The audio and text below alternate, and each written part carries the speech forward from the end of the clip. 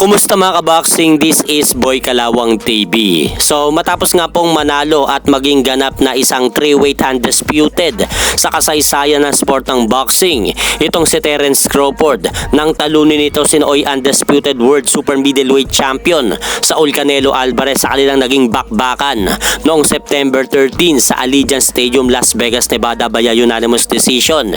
Ay napag-alaman pala natin mga idol na kasalukuyan po itong nasa bakasyon ngayon kasama ang kanyang pamilya sa bansang Japan upang i-celebrate po nito ang kanyang pagkapanalo kay Canelo Alvarez. At ibinahagi rin po mga idol ni undisputed world super middleweight champion Terence "Bud" Crawford ang larawang ito na animoy nag-ala samurai ito dahil sinuot nga po ni Terence Crawford mga idol ang cultural wear na mga samurai sa bansang Japan. At makikita po natin sa isang larawan na may hawak na espada dito si Terence Crawford. At dito naman po sa isang anggulo mga idol ng larawan, dalawang espada na po ang hawak ni Terence Crawford. Kaya masasabi po natin mga idol na talagang sinusulit ni Terence Crawford ang kanyang pagkapanalo sa kanilang nangyaring bakbakan ni Canelo Alvarez.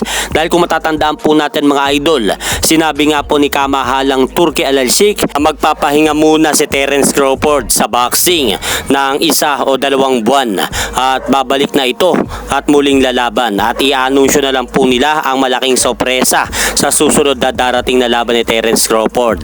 At speaking bansang Japan mga idol, ipinasilip muli ni former 3 Division World Champion John Riel Casimero ang kanyang nangyaring sparring session muli nito sa isang Japanese boxer sa boxing gym na pinag-iensayuhan nito sa bansang Japan para sa kanyang nalalapit na laban ngayong darating na October 25 kontra sa Japanese boxer na si Konosuke Kameda na gaganapin sa bansang Kyrgyzstan.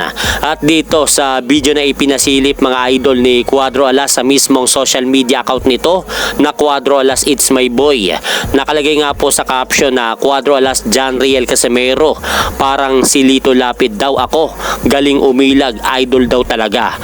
Talagang makikita naman po natin mga idol sa video na talagang totoo naman yung nakalagay sa caption na hirap talagang patamaan ng Japanese boxer na ka-sparring nito si Cuadro Alas kahit maliit ito sa nangyaring sparring session nila sa bansang Japan.